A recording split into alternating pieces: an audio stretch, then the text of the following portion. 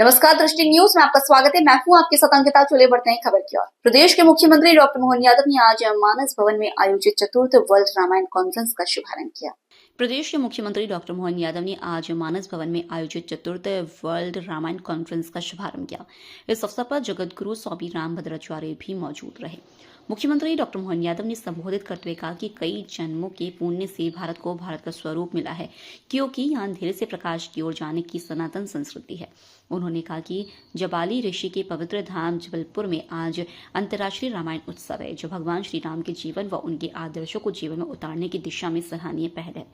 मुख्यमंत्री डॉक्टर यादव ने कहा कि भगवान श्री राम के आदर्शों को जीवन में उतारने से ही हम अपने जीवन को सफल बना सकते हैं। उन्होंने कहा कि देश की सीमाओं से बाहर जीवन में राम राज्य व उनकी गाथाओं से युग युग तक सभी लाभान्वित हो। उन्होंने इस आयोजन को पूरी गरिमा और गौरव के साथ संपन्न कराने की कामना की और कहा कि आने वाले समय में जबलपुर के साथ अन्य जगहों पर भी वर्ल्ड रामायण कॉन्फ्रेंस आयोजित होगी। मुख्यमंत्री डॉक्टर यादव ने भगवान श्री राम के जीवन से जुड़े कई पहलुओं और उनके आदर्शों पर प्रकाश डाला। उन्होंने भगवान श्री राम के सामर्थ्य व बुद्धि बल के साथ उनकी मित्रता का उल्लेख भी किया। डॉक्टर यादव ने कहा कि 550 साल के संघर्षों के बाद भगवान श्री राम के दिव्य मंदिर बनाने का मार्ग प्रशस्त हुआ। उन्होंने जबलपुर की पवित्र धरा की सराहना करते हुए कहा कि जबलपुर ऐसा संगमरमरीय शहर है जहां मां नर्मदा की धारा के स्पर्श से काले पत्थर भी संगमरमर हो जाते हैं। इस अवसर पर मुख्यमंत्री ने वर्ल्ड रामायण कॉन्फ्रेंस के आयोजन की सराहना की और इसके सफल आयोजन के लिए शुभकामनाएं दी। जबलपुर से वाजिद खान की रिपोर्ट।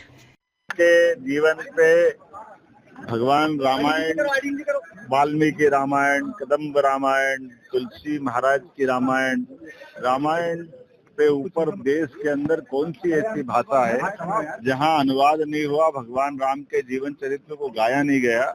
और हमारे न केवल देश में बल्कि दुनिया के अंदर सर्वाधिक जिस पवित्र ग्रंथ की चर्चा होती है वो ऐसे प्रमुख ग्रंथों में से रामायण एक पवित्र ग्रंथ है।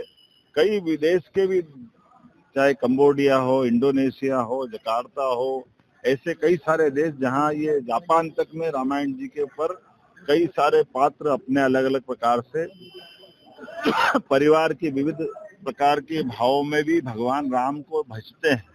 और भगवान राम का जीवन भी आदर्श पति, आदर्श पुत्र, आदर्श पिता, आदर्श मित्र, दुश्मनों के साथ दुश्मनी का भाव भी, लेकिन मर्यादा में देख करके भगवान राम ने जो अपना समूचा जीवन जिया वो अद्भुत है।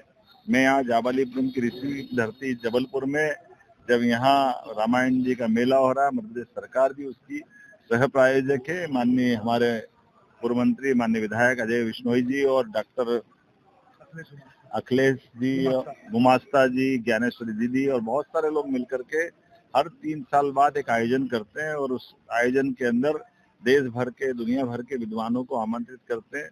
आज मैं स्वयं शामिल हुआ। हमारे संस्कृति मंत्री भारत सरकार माननीय गजेंद्र सिंह शेखावत जी और परम पूज्य पद्म विभूषण रामभद्राचार्य जी महाराज, ज्ञानेश्वरी दीदी, ऐसे कई संत और वृंद के साथ इस आयोजन का शुभारंभ हुआ और अलग अलग प्रकार के चित्रों का संयोजन करते हुए चित्र के प्रदर्शनी भी बनी है।